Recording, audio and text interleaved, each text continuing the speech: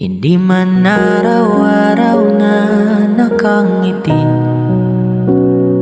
at ilang beses na rin tayong humihindi. Di na mabigyan